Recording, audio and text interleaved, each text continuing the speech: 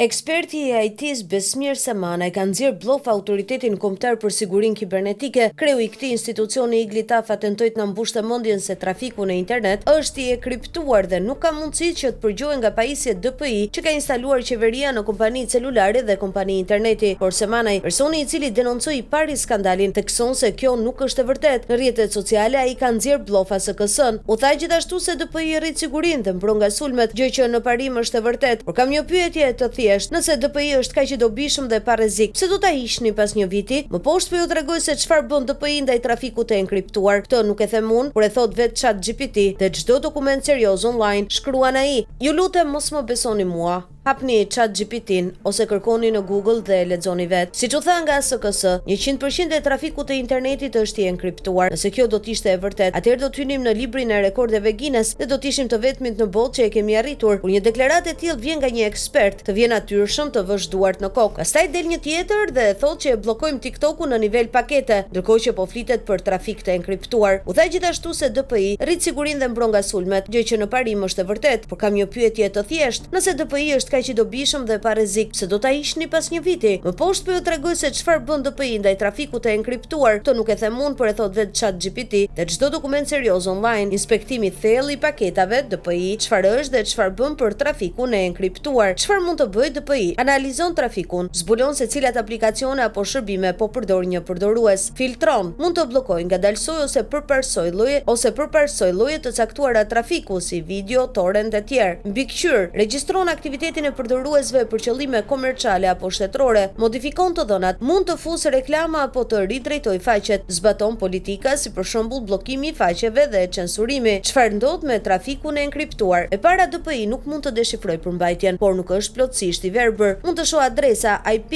emrat e faqeve përmes SNI ose DNS, madhësinë e paketave dhe ritmin e trafikut. Mund të përdor metoda si fingerprinting për të identifikuar se cilin shërbim po përdor, YouTube, Netflix e tjerë. Cënimi i privatësisë. Edhe pa e parë përmbajtjen, DPI mund të gjurmojë sjelljen tënde online dhe të ndërtojë profile përdoruesi. Në disa vende përdoret për mbikëqyrje masive nga shteti, ngadalësimi i trafikut të enkriptuar. Edhe pse trafiku është i koduar, DPI mund të kuptojë që po përdor një video ose telefonat dhe ta ngadalsoj qëllimisht. Sulme të tipit man in the middle. Në raste ekstreme, DPI mund të përdorë interceptim të trafikut SSL, TLS. ISP futet në mes, krijon një certifikat të rreme dhe sheh gjithçka. Kjo funksionon vetëm nëse përdoruesi ka instaluar një certifikat. Kjo shkatron sigurinë e enkriptimit dhe është shumë e rrezikshme për privatësinë. Kjo nuk është më një çështje që u përket vetëm ekspertëve dhe mediave. Tani është momenti që të ndërhyjë pak. Prania e pajisjeve u pranua zyrtarisht, ndërsa gjithçka tjetër vazhdon të mbetet në errësirë.